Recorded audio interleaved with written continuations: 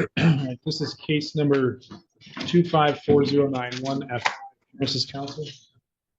Nate Carnes on behalf of the people. I'm Jeff Harrison. I'm here on behalf of Mindy McMahon. And we are here for a multi-count bond violation. Maybe the 23rd. So the violations, we'll run through those, is that the victim zone was entered. That's count 1. Count 2, victim zone entered. Count 3, victim zone entered. Count 4 is late to enter. Count 5 is late to enter, unapproved travel. Count 6 is late to enter, unapproved location. Count 7 is unauthorized stop. Count 8 is unauthorized leave. Count 9 is unauthorized stopped, entered victim zone. Count 10 is lying on voicemail to community corrections as well as a phone call. Count 11 is unapproved leave. Count 12 is unapproved leave. Count 13 is unauthorized stops.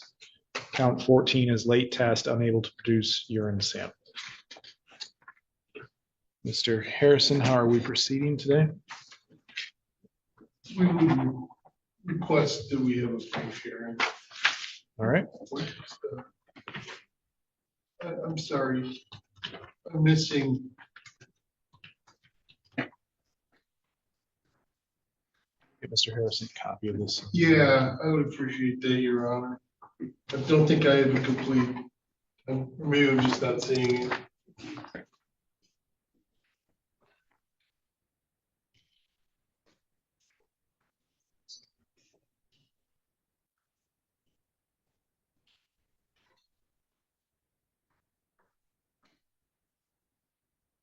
Okay, this is everything, Your Honor. I do have it. You do have it? I apologize. Well, he's getting a copy. Well, we'll get the copy anyway. Okay. Mr. Carnes, your first witness. Thank you, Your Honor. Call Alex.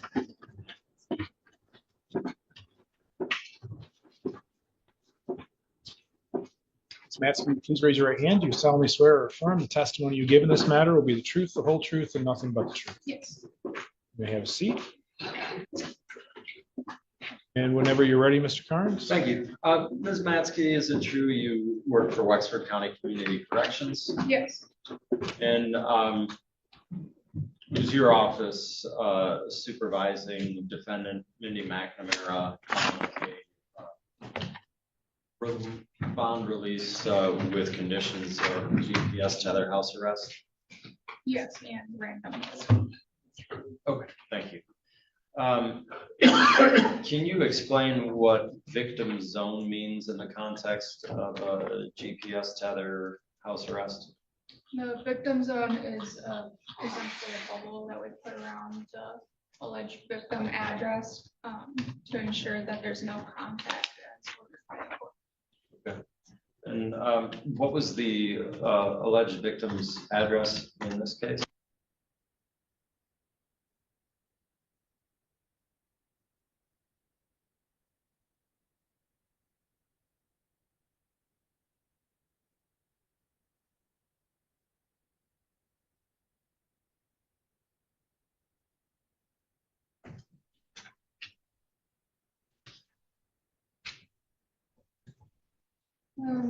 The first one was October 21st at 7:11 p.m. Can you tell me where she was when you got, I guess, where was the defendant that caused that to be alerted? Essentially the bubble that we put around the victim's address is, I believe it's 100 meters. So that means that she was within 100 meters of the victim's address. Thank you. And how many times did Ms. McNamara go within 100 meters of the victim's address?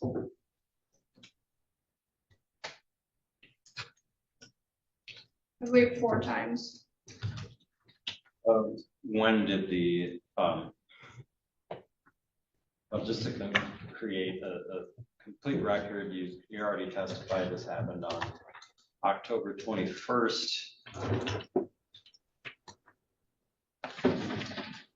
At 7:11 p.m. I have to read my own handwriting. What alerted you to that happening? We get an email that it says victim. We get an email that the victim zone was entered. And then it says Mindy's name to connect her to the unit that entered the zone. What is it? The GPS.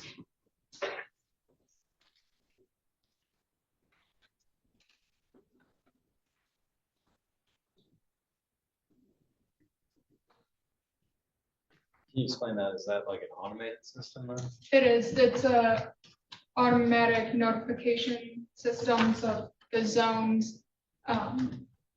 If she leaves her home zone and we don't have a schedule put in, it automatically kicks out an email. Same thing with the victim zone. If it's entered, it automatically kicks an email to us. Okay. And am I correct? She's wearing an ankle monitor. Yes, the GPS tether. So anytime that GPS tether enters the zone, that's when you get the email. Yes. When was the second time that you got this notice? Second time was October 21st at 8:13 p.m. And when was the third time? October 21st at 8:55 p.m.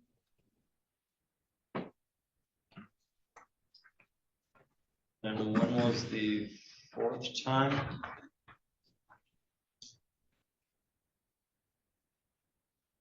That was October 22nd between 8:21 p.m. and 8:25 p.m.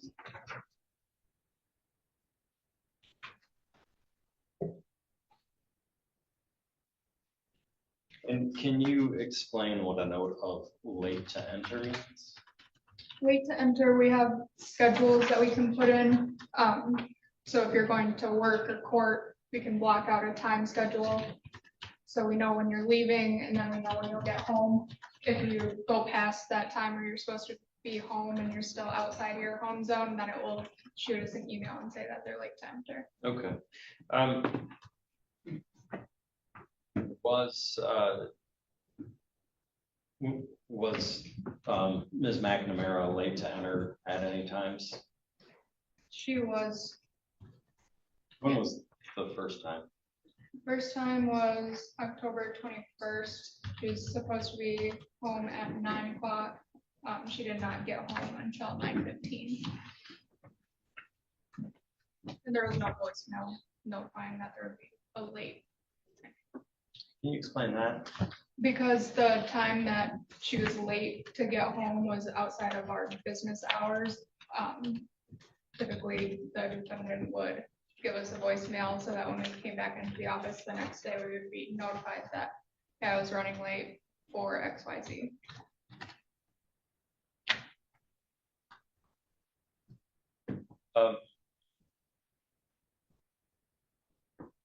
Did your office communicate these expectations to Ms. McNamara when she received the tether unit? We did at enrollment, and she was given a copy of the rules to take home with her as well. Okay.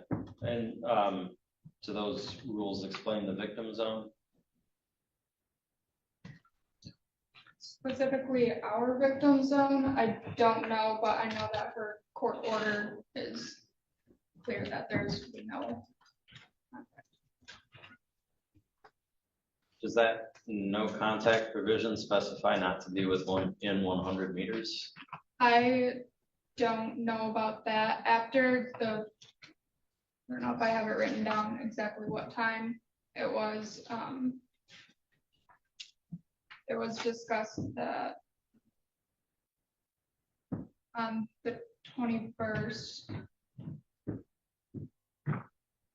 On the 21st, there was 2 verbal warnings given by Misty to Mindy that she's not to be traveling past the victim zone. Doesn't matter where she's going, just not to go by it. What time was that verbal warning given? I don't have the time in the note, but I she did write, Misty did write that there was 2 verbal warnings given. And that was on the 21st. Yes. Okay, thank you.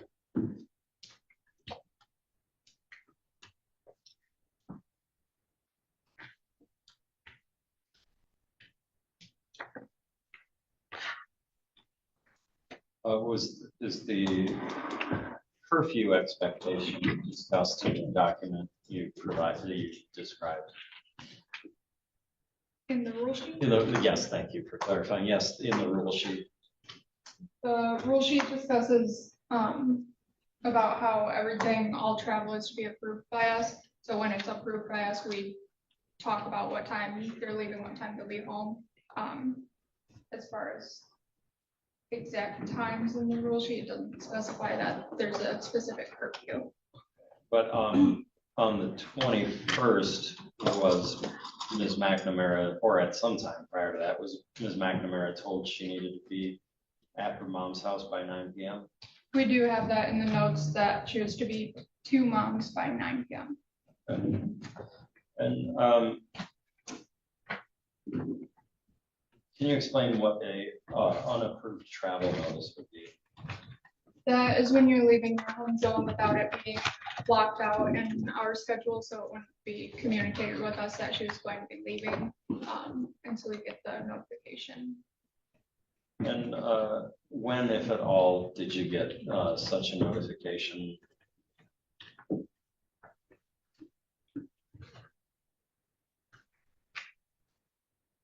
For the unauthorized leave, for the Yes. unapproved travel. Yes.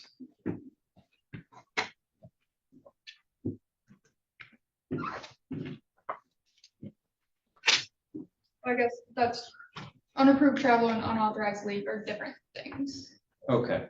I'm just asking about unapproved travel at this Okay. time. The first unapproved travel, when we were looking back at GPS points, Mindy was at a place called Doug's Auto Repair on October 22nd from 8:56 a.m. until 10:36 a.m. And do your notes indicate she ever called in about that travel?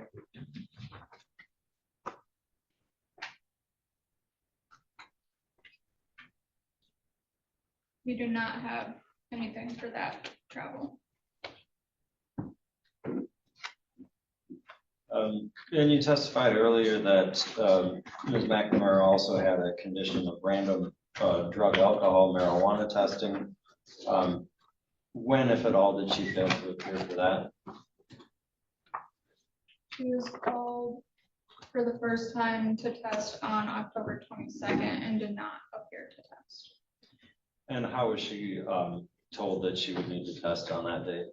Through a Facebook system, she's given a random number, and she checks that Facebook page every day. And did you go over, or did anyone from your office go over that expectation with Ms. McNamara? Yes, same thing as the Tether. We go over it, she signs the rule sheet, she gets a copy of the rule sheet to take home. Did you receive any did your office receive any communication regarding that October 22nd missed test? Not on the 22nd.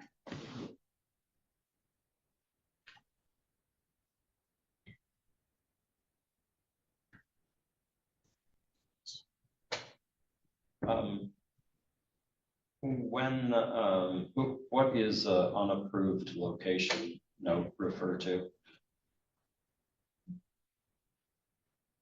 That was. Mindy had told us that she was moving her home address to her sister's. And then she was told that, I believe she was told by her sister that she couldn't stay at that address. And then when we checked her GPS points, where her sister's address was, she was across the street at a different address that we were not aware of. What, if any, communication did you receive about that address across the street from her sister's house? We did not receive any communication about the place across the street.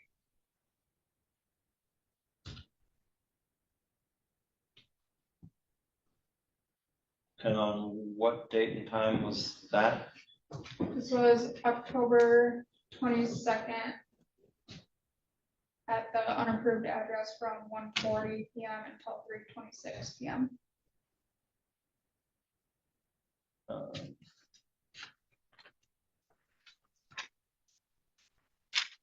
And following that violation, what was the next violation noted by your office? The next was an unauthorized stop at Shell gas station in Manton from 3:43 until 3:54 PM. There's no voicemail, no call, and no receipt provided for verification of the stop. Was this also on October 22nd?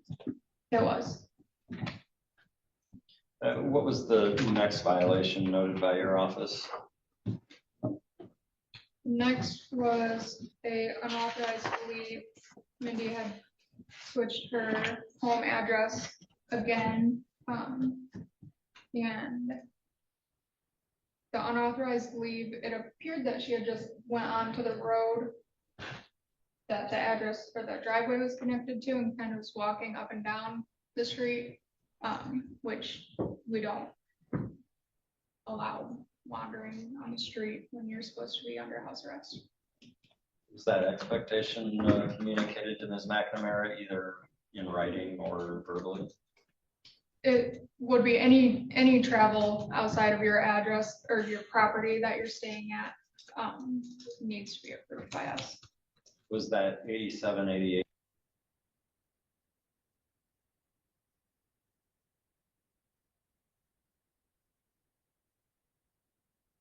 Just for the night of the 22nd, and then she would be finding a different address the next day. But it was approved. What was the next violation noted by your office?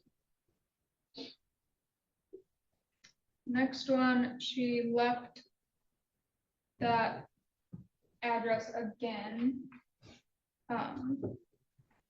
So she had left the address, went up and down the street, went back near the address, and then left the address again, drove through that victim zone, stopped at her first address that she had given us, and none of that was approved.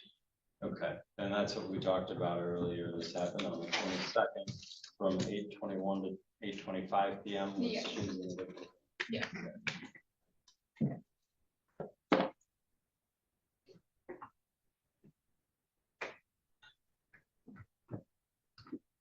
And what was the next violation noted by your office? The next one was a voicemail that we received. Mindy had said that she had been assaulted at that 8.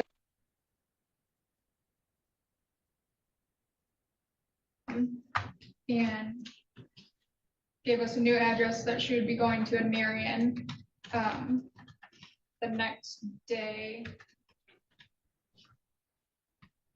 Wait, it was the next day, she spoke to Misty on the phone, and said that she had to leave the address, that we could confirm it with MSP, who had come out to the address, that she was told to leave that address for her own safety.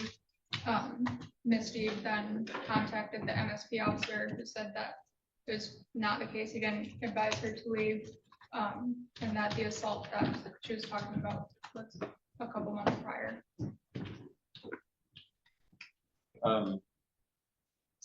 Who did Misty speak to at MSP? That was Officer Gild, Gilde. Gildy. Gildy.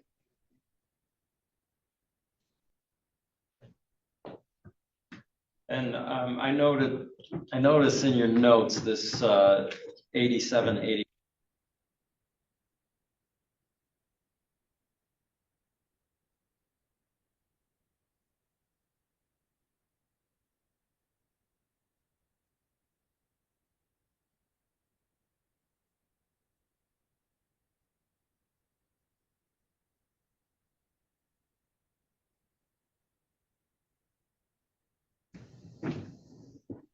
And did Trooper Gildy tell anything to Misty about statements he made to Mindy that she should leave that property? Misty asked about that, and Trooper Gildy said that he had been called out to that address, I believe, by Mindy to discuss her case, and that she was not assaulted at the Bozak property. Thank you. What, if any, was the next violation noted by your office? That's an unapproved leave from the new address in Marion.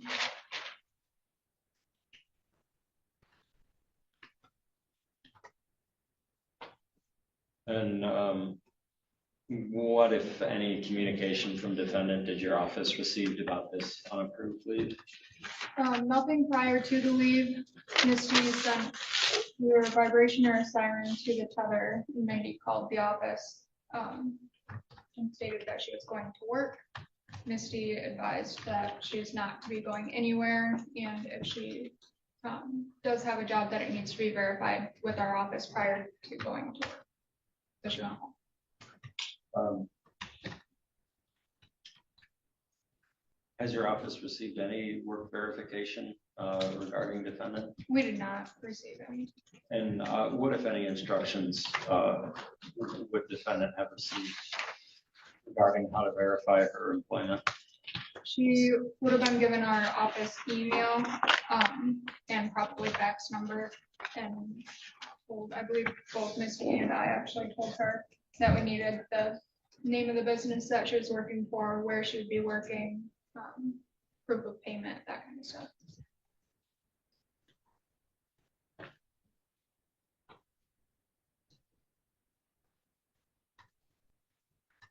What was the next violation noted by your office? Unapproved leave. And can you explain what happened at this time? Mindy had left the Marion address around 5:45 and traveled to Cadillac for an NA meeting. She returned at 9 o'clock at night. NA meetings had previously been authorized until earlier in that day, where Misty said that absolutely no travel would be authorized. How was that change communicated to the defendant? It was over a phone call when Misty had, when they were discussing the work verification.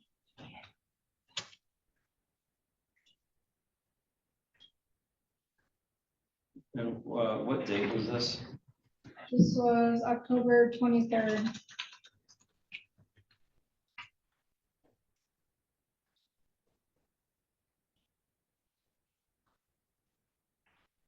Just to clarify, when what was the date when the siren went off, or the alert went off, and defendant said she was traveling to work? That was on the 23rd between 2:50 p.m. and 3:10 p.m.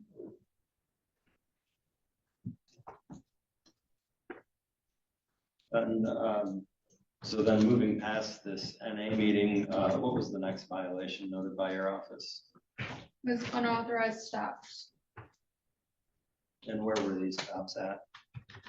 Mindy had been ordered in for a drug and alcohol test, or drug, alcohol, and marijuana test that day. She had called the office at 9:45 a.m.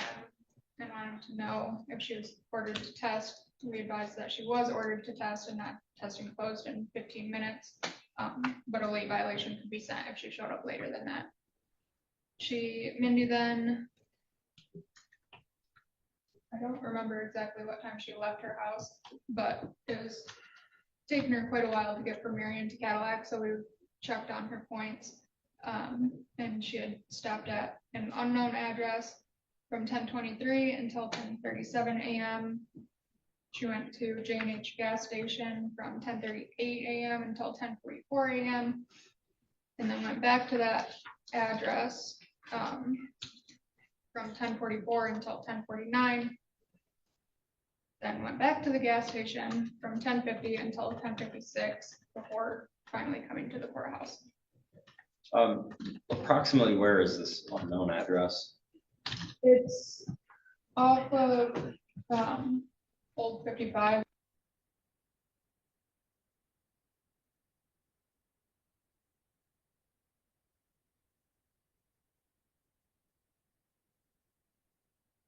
The address is one.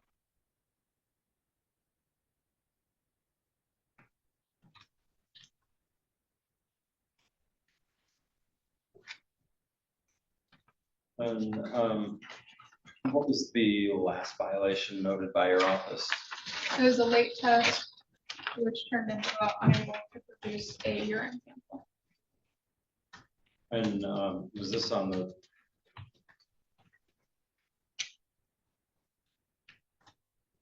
On what date did this occur? This was on October 24th.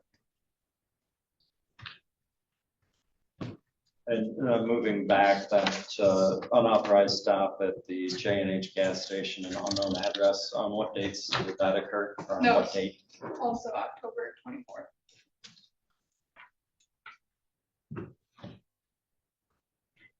And can you explain your testing hours? Our testing hours Monday through Friday are 8:30 a.m. until 10 a.m. And at what time did defendant present herself for testing? She signed in at 11 a.m.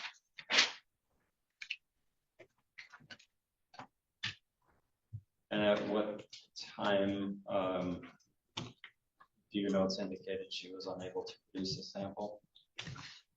I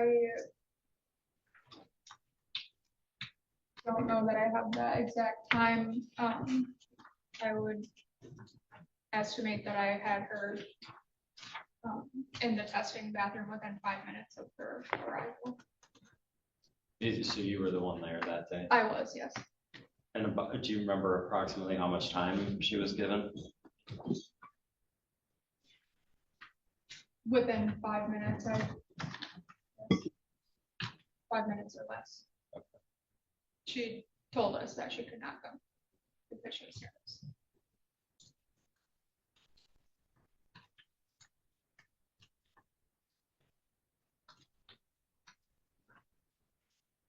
Was defendant ever, did your office ever receive a testing sample from the defendant? No, that last violation was the second time that she was ordered to test while she was on bond.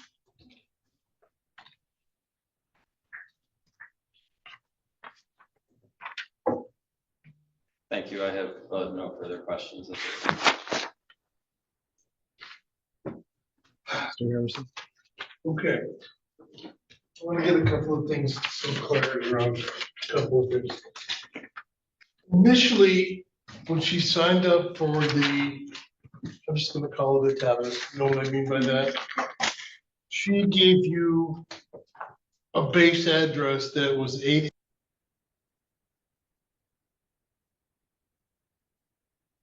zone is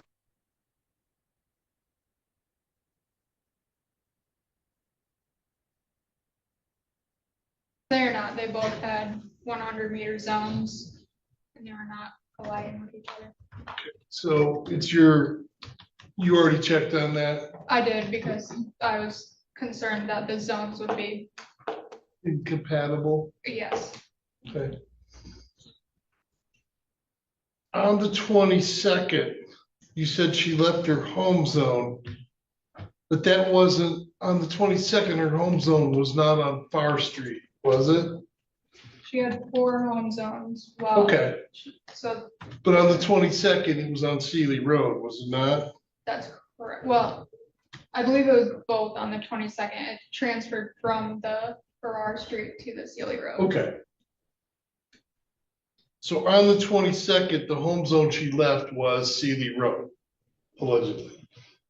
I mean, you testified that she did. It's not news.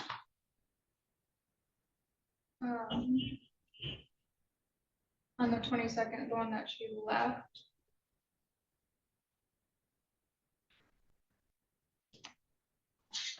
It's late to enter on. I'm just trying to catch up with where Okay. you're talking to. Well, you know where Doug's Repair is, correct? Yes, You got a zone for that. That's on Mike and Tony Road, yep, which is approximately 2 miles from the Sealy Road end. Is that fair assumption? maybe it looked like about like a country block. Okay, so maybe it isn't 2 miles. Maybe it's closer Yeah.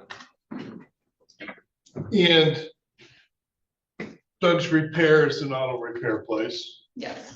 On the 22nd. Were you aware that the power had gone out at the Sealy Roadhouse? Was that communicated to you?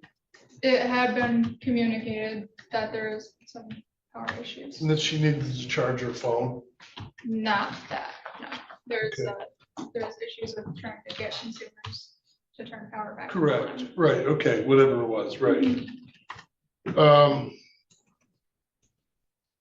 Then on the same day, is the Sealy Road consistent with the address that you identified as her sister's house? Sealy Road in our notes is mom's house.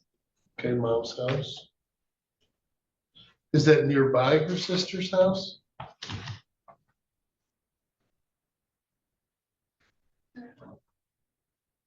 I don't really know. Okay. Is it fair to say that she was having a trouble finding a permanent place to hunker down?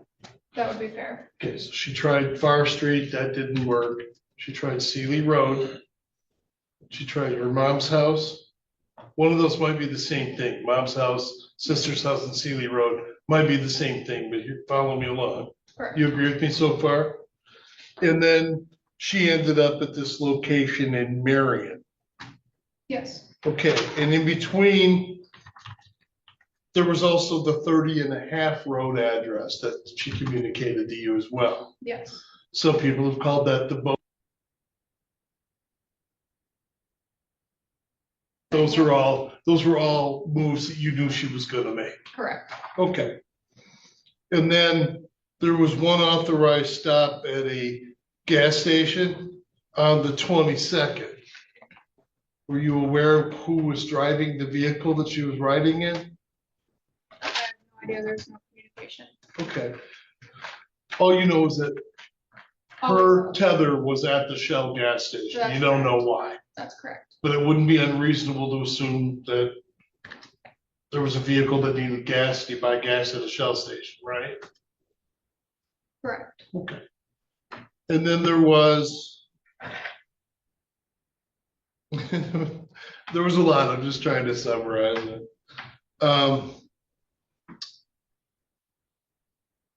Okay, so there were some, you described them as unauthorized leave and unauthorized stops. And I know they're two different things, but let's kind of look at them together. Now, one on the 23rd was in the evening, she attended an NA meeting in Cadillac. Is that verified by you? 5:45 to 9 o'clock. What number, sorry, do you have what number? On the 23rd, I don't know what number it correlates to. I lost track. I went chronological. I didn't necessarily go in order of the allegations. Believe that would be number 12. Okay, I'll take Mr. Carr's word for it.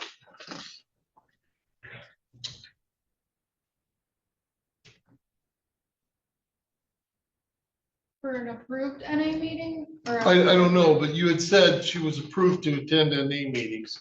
Yeah, That's part of the rule sheet you gave her, was that she could attend NA meetings. it's not in the rule sheet, it was verbally approved. Okay, all right. Thank you for that clarification. Yeah. The particular thing about this particular NA meeting was, at least your testimony was, that Ms. Steen had outlawed any travel anywhere for the rest of that day. Correct. Said it wouldn't be approved, despite the fact that an NA meeting had been pre-approved. Correct. Okay, and then there was something about a work verification call that either was or wasn't made? A phone call verifying work? Yeah, I do not have anything about a verified phone call for work. okay, what do you know about her work? All we know about work is that she had left the Marion address to go to work, which was not verified, which is when Misty sent a Okay. siren and said, you need this verified, go home until it's verified. So that was a mystery to you that day, why she left the Marion address. I take it in the morning to go to work? It was in the afternoon, I Okay. believe, 2:50 to 3:10. Okay, Is that one? but somehow it was communicated to you that she'd utilized that time to go to work. Through a phone call, and then work was denied because it was not verified. Okay, all right. So she called, but it was after the fact. Is that your point? She called after there was a siren sent. to Okay. Tether. And that was the incident in which there was some alert sent to the Correct, device itself? yes, Okay. Then she was called to come in and test on the 24th. Now we're getting to the end. yes, Okay. And you described a pattern where she was stopped at an address, and then subsequently relocated to a J&H gas station. She returned to that prior address and then drove back to the J&H, and then eventually showed up at your office on the same day. correct. And your notes provide no explanation why that occurred?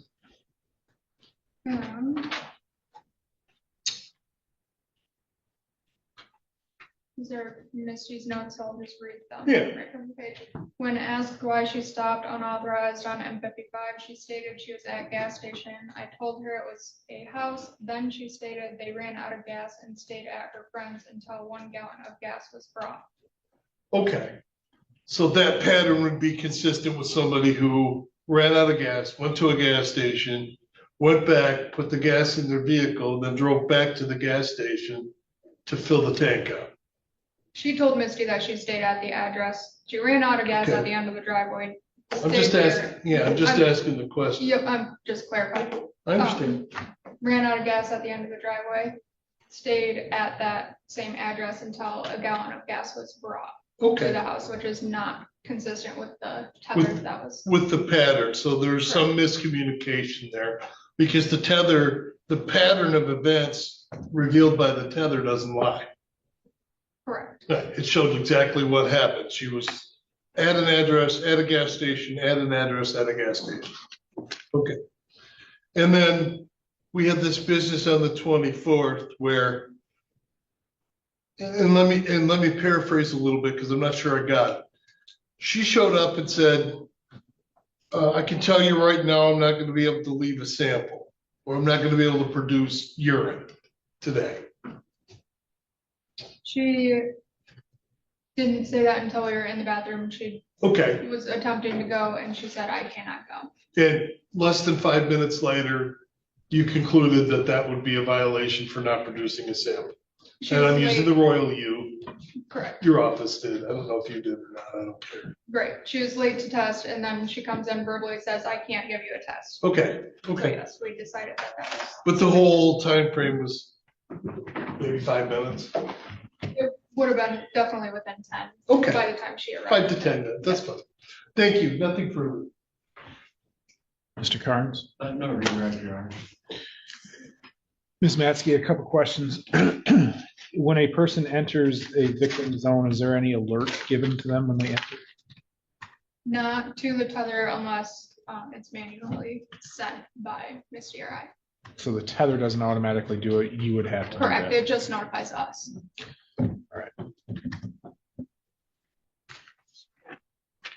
And was there any alerts sent during any of the victim zones?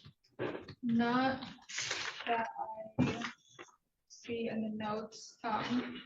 It wasn't necessarily that she's sitting on the property as she was walking behind the property, driving past the property, back and forth, and it was told, go the other way around the block, don't go past the house. So every time she'd walk past the house, drove past whatever, we would get a alert.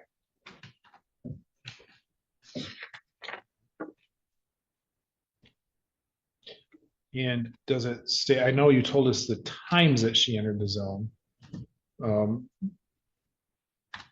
For example, 10:21, it looks like she entered on at 7:11 in the evening. Do your notes indicate how long she was in that zone for? That one was 7:11 until 7:13. I believe that was the one that she had said she was walking through the back property. And Misty said, stay away from the house. Okay. And when did Misty tell her that?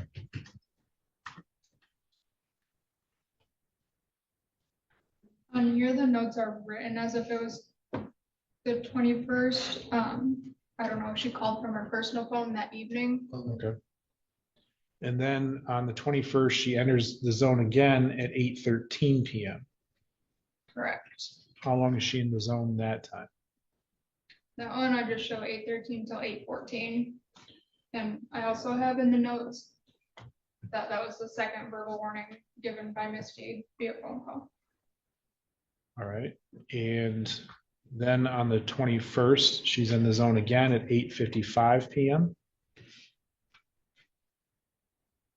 8:55 to 8:56. Was there any warning given then?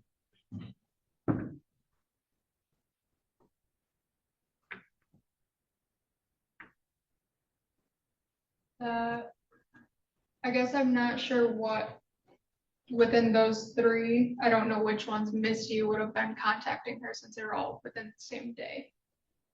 That's not written in the notes.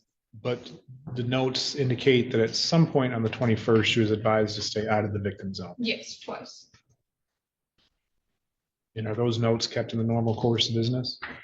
It is, yes. Any verbal warnings, any violations are written down.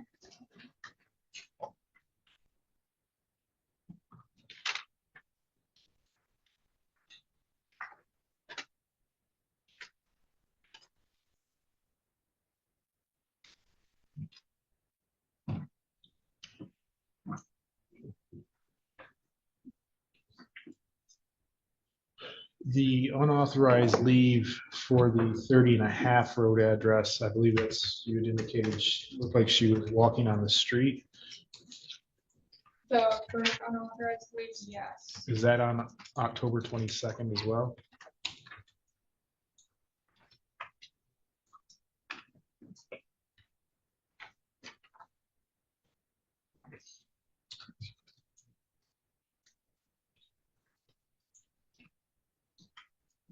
Yes.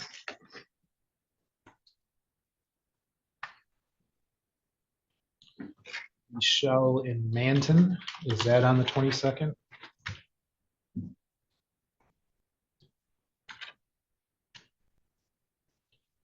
Yes.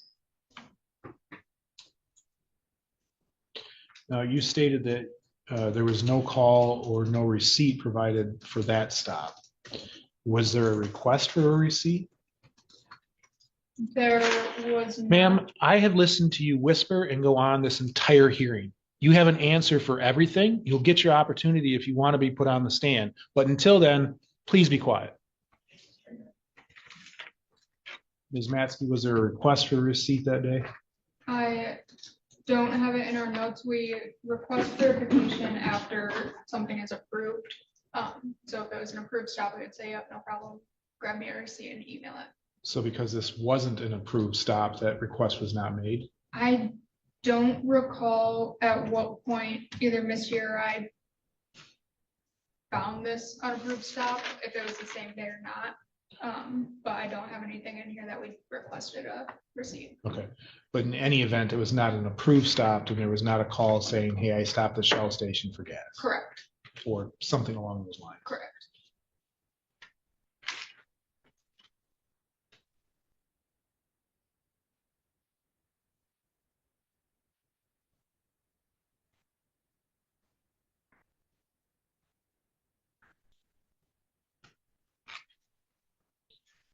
In regards to the issue with the employment or the job. I'm trying to see when that when that was. Looks like that was on the 23rd. Did you have any employment status listed for the defendant? That was the first time we had heard about any employment was after she had called Misty after the siren. That was the first time that employment had been mentioned to us. And so explain to me how one gets approved for employment leave. If we, there's a data sheet that we have everyone fill out when they sign up. On there it says a bunch of different things, but one of them is employer. So when we see that at enrollment, we'll verify that we just need a pay stub, your schedule every week, stuff like that. Mindy didn't have, she had a line through the employer part, so it most likely was not discussed as far as working.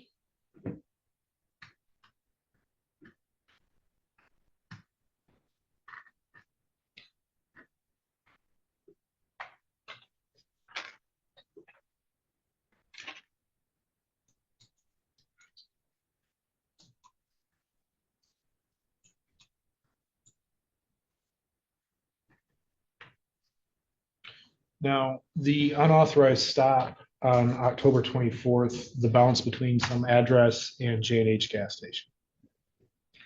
You mentioned that that address is in the Bramblewood area.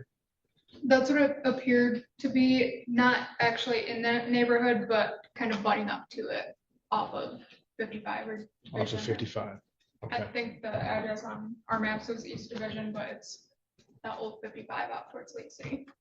All right.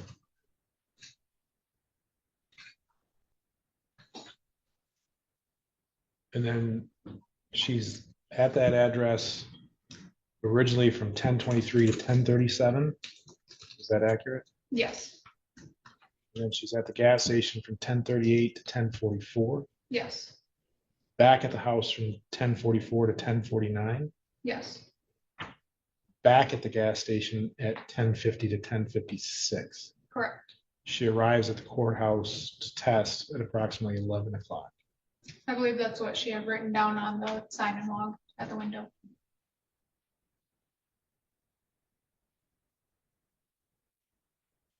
The address and the J&H location, are they close enough that they could have possibly pinged off of each other? No. All right. They. I mean, in theory, I mean, I know where Bramblewood is and I know where J&H is. Correct. But what I don't know is the accuracy of the GPS. The GPS is very, very accurate. And on the screenshots that we have printed out, there's little coin stacks, which is how I know how long she was somewhere. So if she's in this room, there's gonna be a coin stack for how long she was in this room. And then if she's down the road, there'll be a coin stack for how long she stayed there. That's where I got the 1023 till 1037 was from those stacks. So those coin stacks you're talking about, are those stopped locations? It is, it's, I don't know exactly how many feet it's stopped within, but it's accurate enough to know that she was at that address. But she would have to be stopped there. So you wouldn't, I guess my question is, would you have coin stacks from her travel from Marion to the courthouse? No, no, So, unless it was a stoplight that was a couple minutes long. so she would have actually had to have physically stopped in order for these coins to start stacking. Correct. All right.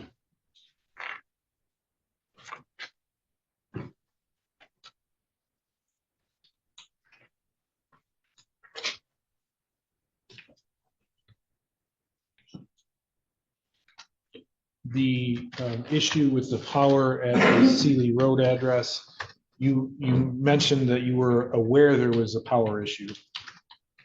Was there ever a request to leave that address to go to this auto repair place? There was not, we were not aware of that auto repair place. We actually, I don't believe we got a alert that she had left the Sealy Road address because we had her blocked out time-wise to come here for drug testing. And then she had I believe, I don't know which way it was actually, if she had left early and then came back on time, or left on time and came back late. The only reason that we knew about that stop was because it was outside of our drug testing window that we had given her. And that was the same day that she was supposed to be coming here for a drug test. So you didn't necessarily receive an alert that she was at an unapproved location? So I guess let me rephrase this. Other than a victim zone, do you receive any alerts that the defendant is in an unapproved location? Not unless we manually put a zone around it, no. Okay, so then in order to go and find these other violations, did you or somebody in your office have to go back through and retrace her steps using GPS? Yes, All right. And so is it fair to say that the violation of her leaving the Sealy Road address to go to the auto repair store, you didn't receive an alert for that? Or I said auto repair store, to the auto repair place.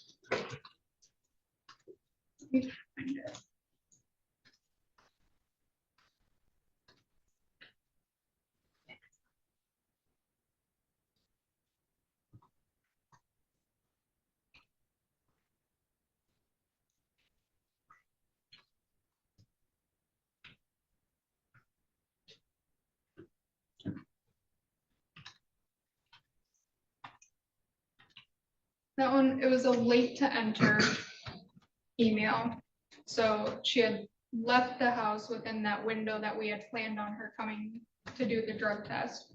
The only reason that we got the alert was because she arrived home later than we had allowed out. So then we knew that she actually wasn't at that Sealy Road address. So then we looked into it. So then you backtracked. Correct.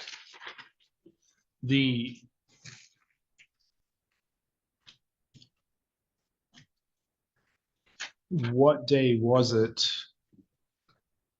that she was supposed to test that she was at the auto repair place? Was that the first day she was supposed to test? So it was the first time she was called to test, yes, on October 22nd. October 22nd.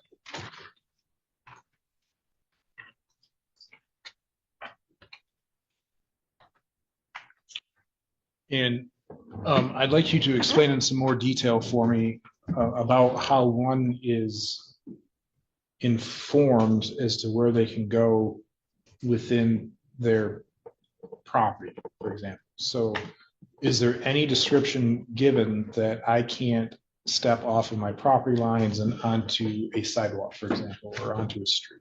At enrollment, it's explained that stay on your property. You don't have to stay inside your house, but stay on your property. Because we can see from satellite images, we can see the general property area, so we make that zone big enough to incorporate the whole property. So if the mailbox is across the street, we're not going to get an alert for you going across the street, because the zone is a circle and it's estimated that it's an estimated property line, but it's big enough to not be alerting us all the time. So when she was allegedly wandering on 30.5 road, Yes, how far away from her approved location would she have had to have been for you to get that alert? that alert, I don't know necessarily how far. When I put that zone in, I could see both neighboring houses, so I made the zone within, not to incorporate those two neighboring houses. So it's out down on the street and then past at least one neighbor's house when we got an alert. And 30.5 road is a rural area, but it has residential houses on it That's what it appeared on the satellite, yes. in a relatively close proximity. So it's not like a country mile, for example. Correct. But it would be, you could have a few houses in a quarter mile. Would you agree with that? I would agree with that. But in any event, in order for you to get the alert, she would have had to have wandered past a neighbor's house in order for that alert to come through. Yes. Mr. Carnes, does that raise any additional questions for you?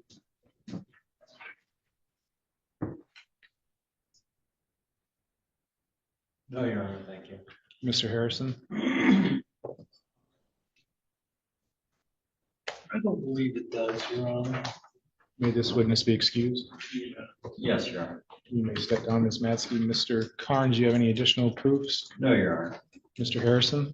Briefly, I would call Miss McNamara. All right, Ms. McNamara, you can stay right there, but raise your hand to the best that you can. You solemnly swear or affirm the testimony you give in this matter will be the truth, the whole truth, and nothing but the truth? I do, Your Honor. You may put your hand down. Whenever you're ready, Mr. Harrison. Yeah, we've heard some discussion regarding 30 and a half road. What occurred out on 30 and a half road on the, I guess it would be the 22nd of October? Let me speak up. I left my sister's house looking for a place to stay, and I had a camper go missing. And while incarcerated, I was with Mrs. Bozak, and she said my camper was at her house, her property. So then I went to that property. We had called the police. In the meanwhile, Officer Gildy had called me. He said he would like to meet with me about an assault that had happened to me prior to me coming to jail. Had nothing to do with this at all. So he said, I will meet you. I can meet you. I said, well, I don't really want the cops here. These people don't want cops here. So I will walk. And so I walked down to the end of the street, waiting for Officer Gildy to come. Did you actually, it's Trooper Gildy, right? Trooper, Michigan State state Police. police. His name, first name is Nathan, does that make sense? I'm sure. Okay. And did you actually meet with him that day? Absolutely. Okay. How long did you meet with him that day? I believe it was about an hour. We sat on the side of the road talking, and he gave me my time card, and he gave me the time that he had called me and the time that I had left. Okay. What did you do with that information? I stuck it in my purse. I talked to Christine the next day and told her that I had that information and that that's what had occurred. And I think she verified it with him. Okay. While we're at it, we should talk about, I think, the Sealy Road property. Does that make sense to you when I say the Sealy Road property? It does. Well, whose house is that? if That you is want? my house. Okay, I live there alone. okay. But at some point you ended up at a place called Doug's Repair. Explain why. My Sealy Road property had a power issue from me being in jail. It got turned off. They were supposed to turn it back on. They were late turning it back on. And so the power was not on throughout the night. I stayed in a house with no power or anything, no cars. So I was literally stuck there. So I did not have a phone. So I had to walk down to Doug's repair, charge my phone, and I called Miss Dean and told her that the situation, that I didn't have power and that I would be trying to get a new location to stay at. And that was prior to traveling to 30 and a half road, Yes, your sister's house? no, my sister does not live on 30 Road. She lives on North Hillbrand Road. Okay, North Hillbrand Road, so another address. Those are the two addresses that are right across the street from each other. Okay. My mom's and my sister. I got you. Somehow you ended up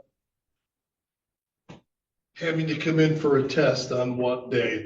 Was that the 22nd or the 23rd? It was the 23rd. Gas on my way there. Okay. And that's, you heard the testimony about the J&H, that's the gas station out on 55 where Tim Hortons is? Yes, but there's a place called, on the side of the road when you're driving, it's called, I believe it's Craig's. They have some plants there at the end of the road. That's where we ran out of gas. So we pulled there. Okay. Okay. But again, you said you were not the driver of that vehicle? I was not the driver of any of those vehicles at any time. Okay. What do you mean when you say any of those vehicles at any time?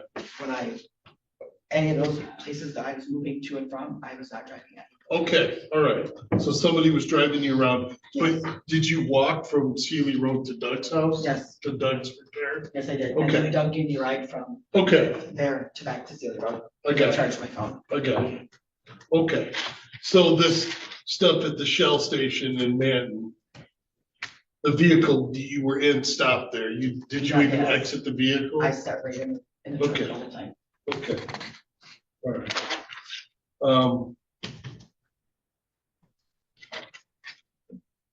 I don't think I have any further questions. Obviously, Mr. Carnes might.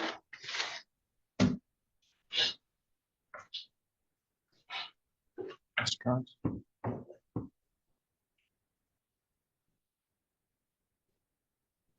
Did Trooper Gildy tell you to leave the 30.5 road property?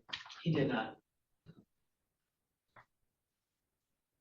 When did you leave the 30.5 road property? As soon as I got done with Trooper Gildy, the people asked me to leave. They did not want any police interaction. I had already called previously about my camera being stolen, and then officer showed up there and he dropped me back off in there, and they did not want me there, so I left.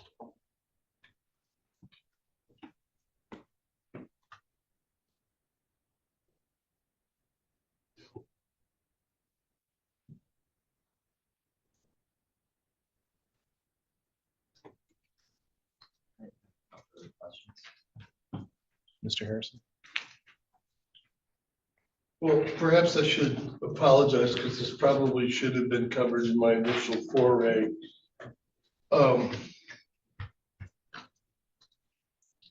No, I think I'm good. Thank you. Yes, Ms. McNamara, I have a question for you. When you were at the Shell station, you'd indicated you weren't the driver, but was that the same time that you were brought home from Doug's Auto Repair? No, Your Honor. That was a different.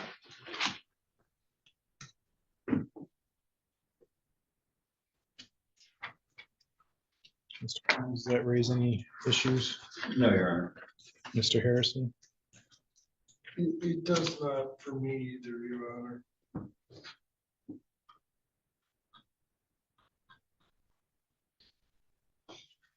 Any additional proofs, Mr. Harrison? I have no further proofs, Your Honor. Thank you. Argument, Mr. Carnes? Your Honor, I think the people have established preponderance of evidence showing that McNamara violated the conditions of the GPS tether by entering into the victim zone. I'll just say once on the 21st. She came in 3 times. She was warned twice. I'll give her the benefit of the doubt the first time, but I think she clearly violated at least once on that day. That would have been on 10/21.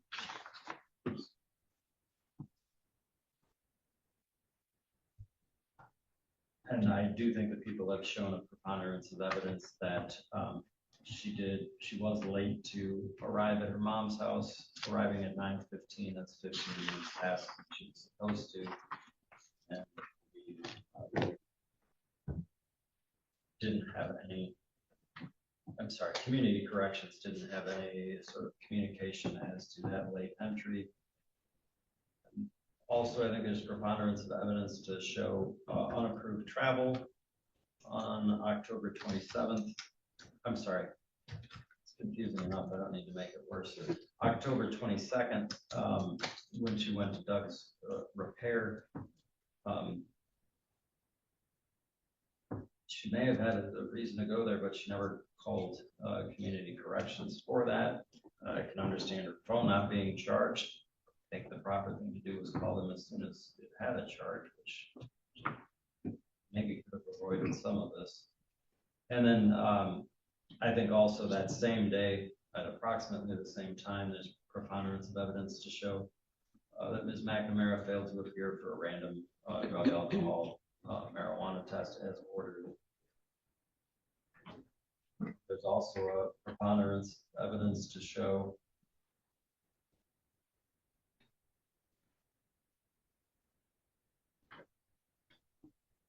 that she did go to an unapproved address on October 22nd. Ms. Matsky testified that was the address across from her sister's home, which this would have been the 11420 North Hillebrand Manton address, that she was across the street at a different house and they received no approval. There's also a preponderance of evidence to show a unauthorized stop at the Manton Shell. It's a 9-minute stop. I'll leave that in the court's discretion as to whether or not that's a violation. I think technically it is, but I'll accept the excuse that she was with somebody else on her way there. I think I'm satisfied with her description regarding the walking down the street. familiar with the Bozak property, I can imagine people not wanting the police there. And it does sound like Trooper Gilby did at least have contact with her. So I would dismiss that violation. And then but I do think there is a preponderance of evidence to show a 7th violation occurred on October 22nd, when she stopped at her boyfriend's house on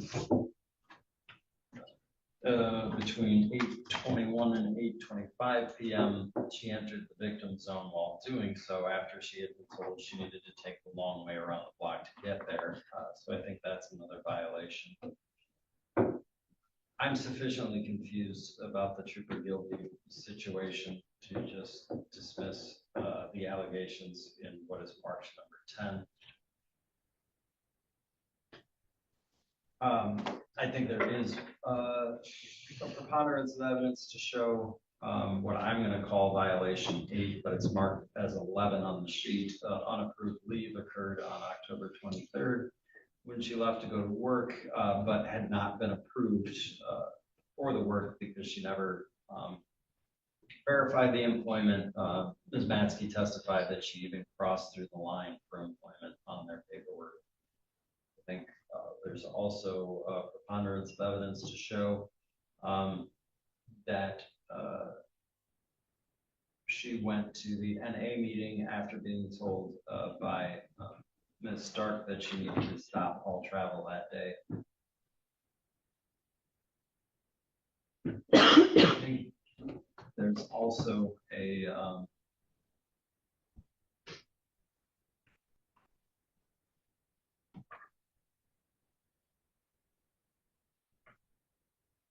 I don't know what to think about the unauthorized stop. This is in a close proximity to the J&H gas station. I'll leave the court to decide that one. And then I think there is a preponderance of evidence to show that she was late by an hour to get to testing, and that she failed to produce a urine sample. Once there, it is her duty to timely report. So any excuses about running out of gas, while it may explain the back and forth between an unknown address and J&H gas station, it does not excuse testing and then being unable to produce a sample once she arrived. If she had arrived at 2:30 a.m., there would have been time. She could have done so. So I would ask the court to find an additional violation, what I would count as 10 violation for being late to the testing, unable to produce. I'll just count that all as one occurrence, Your Honor. So I would ask the court to find violations of violating GPS tether conditions and the random testing conditions. Thank you. Mr. Harrison. I think if you listen to what the testimony was today, I'm going to touch on a couple of things. One was a comment from the court, and I realized I'm not. You were upset at the volume level of her whispering. And I understand that, so I'm not throwing this back at you in any way, shape, or form. The comment you made was, well, you seem to have an answer for everything. And I thought, boy, that kind of sums up what I was going to say. I wouldn't have said it that way necessarily, and I understood the context. So believe me, I take no umbrage at anything that was said in that regard, because I think it does ring of truth when you say she has an answer for everything. Now, usually that comment is made in sort of a negative connotation because it's too convenient. But the other word that I had in mind is for a trial, my theme would have been de minimis.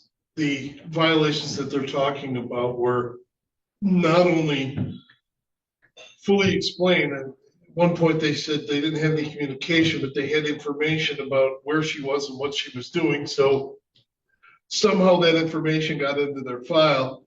The quibbling, I don't want to load up the terms too much, okay?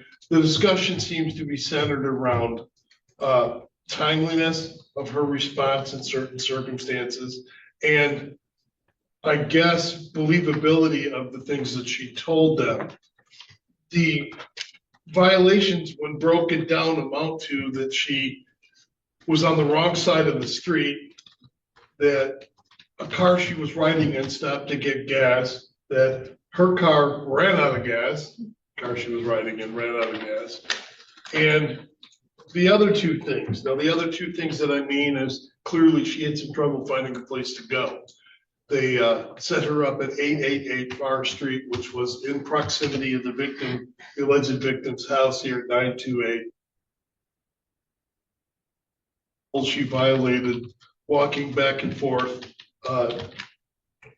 Even at their admission, one of those violations was less than a minute long. I was surprised to hear Ms. Matsky's testimony, not that I don't believe her, I'm surprised to hear that those two properties are 100 meters apart.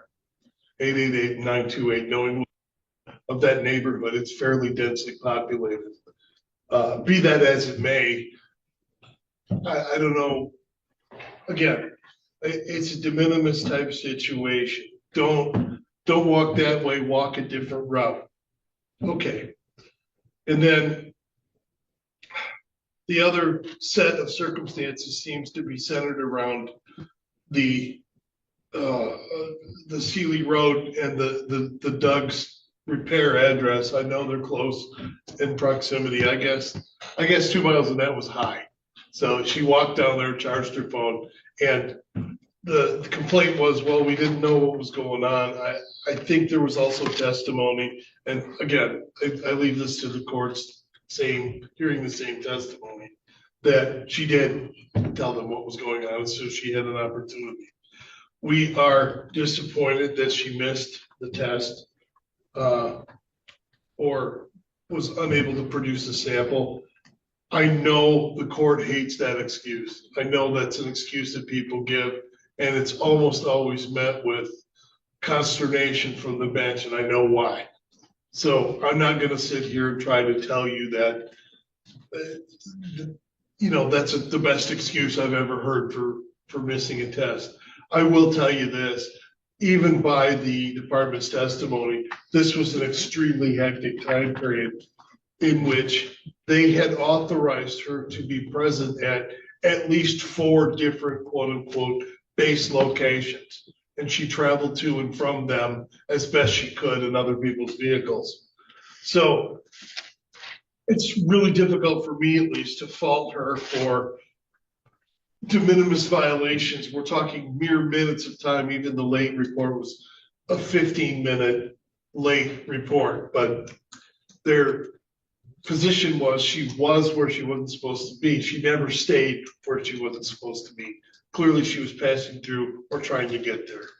I would have the court find at most a de minimis, perhaps use the word technical because that's the only one that comes to mind at this late hour, violation of this, but as a consequence, reinstate her bond with a clear understanding that, ironically, she's now stable. She's now at the Marion address.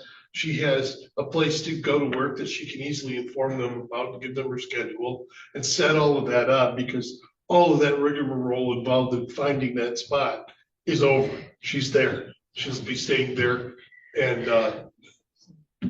she'll be fully able to comply with this. Thank you. Any rebuttal, Mr. Torrance? Your Honor, I think the defendant has made it clear that she's not the survivable one of the Tether situation. I think really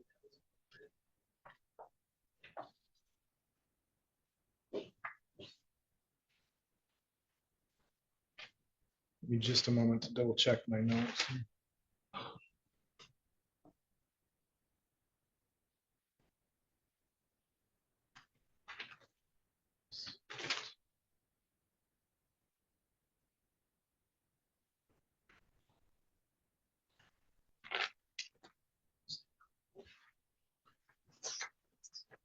The court finds that,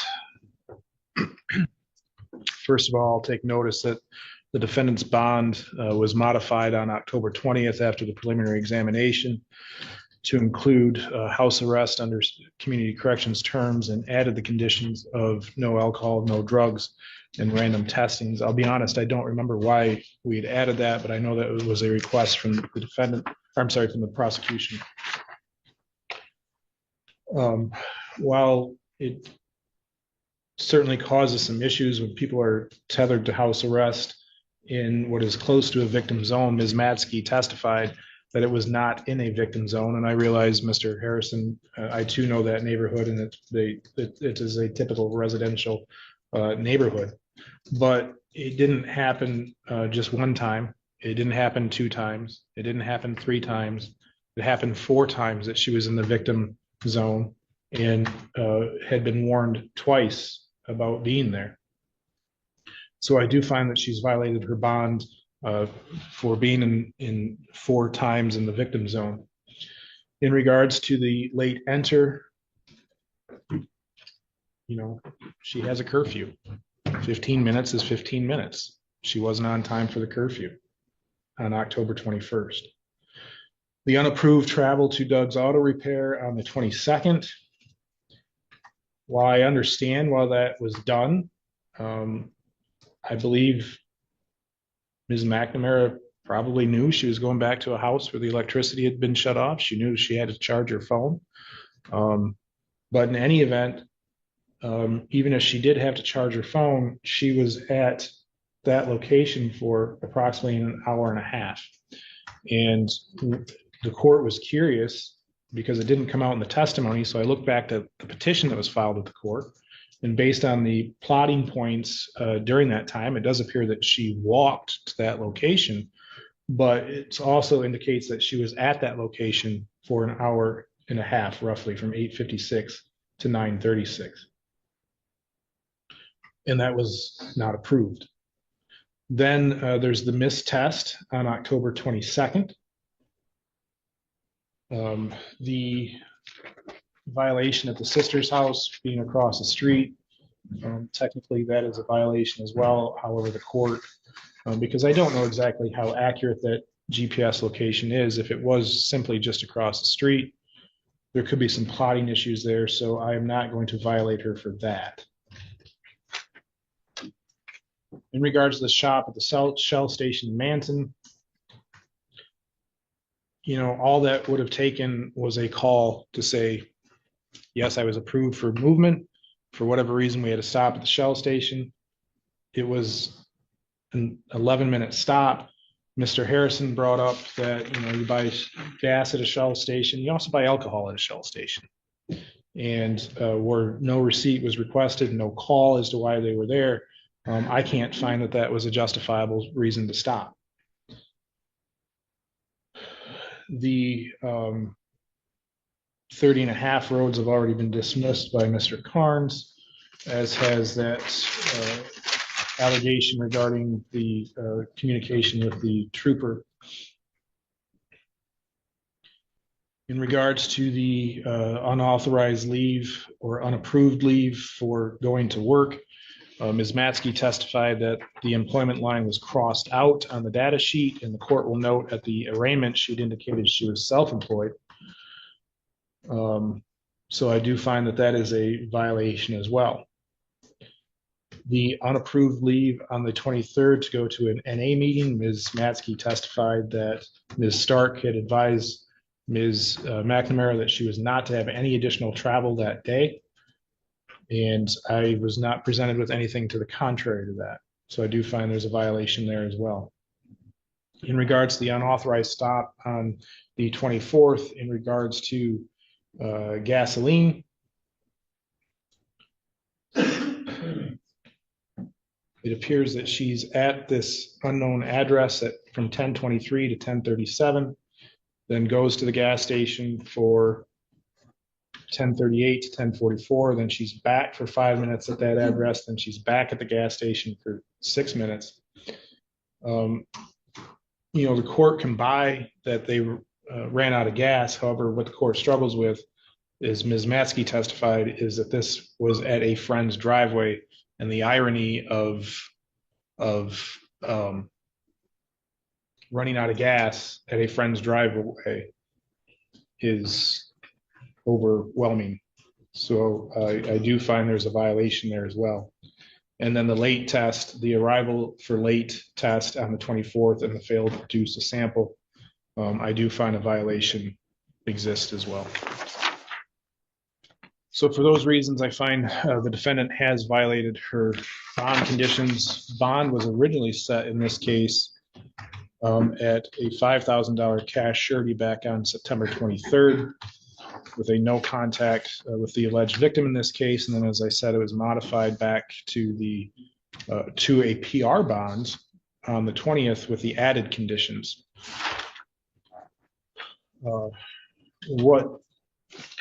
The court doesn't take GPS house arrest lightly. There's a reason I put somebody on house arrest, especially in an allegation such as this, where it's a home invasion. The reason I put the defendant on house arrest was to make sure that she stayed away from the victim. And I've got 4 victim zone violations. And then I have essentially Ms. McNamara doing whatever she wants to do on house arrest in violation of the GPS tether. And then somewhat asking for forgiveness later, except she doesn't ask for forgiveness because when she's at the Shell station, there's no contact there and the like. So what I'm left with is somebody that the court took a chance on by placing them on a GPS tether house arrest, and in essence was just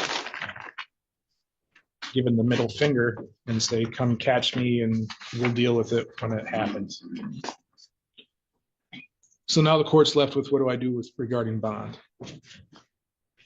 I agree with Mr. Karn, she's not supervisable on bond, but I also understand that given her prior history, which isn't a whole lot, if I recall correctly, for some reason I don't have it in front of me, but I don't think she would score for a whole lot if convicted. So, but I'm going to do what I feel as though is necessary to protect the public. And so I am going to, because she's indicated that she isn't supervisable on bond. I'm not sure the $5,000 cash surety was enough. I'm going to raise the bond to $10,000 cash surety with the same conditions as previously set. Anything else before I sign the bind over, gentlemen? Mr. Harrison? I have nothing further right now. Bind over is now signed and it's in the jurisdiction of the circuit court.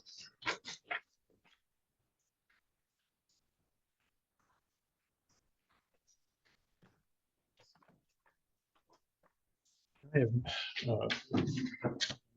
Raymond's case. Hours.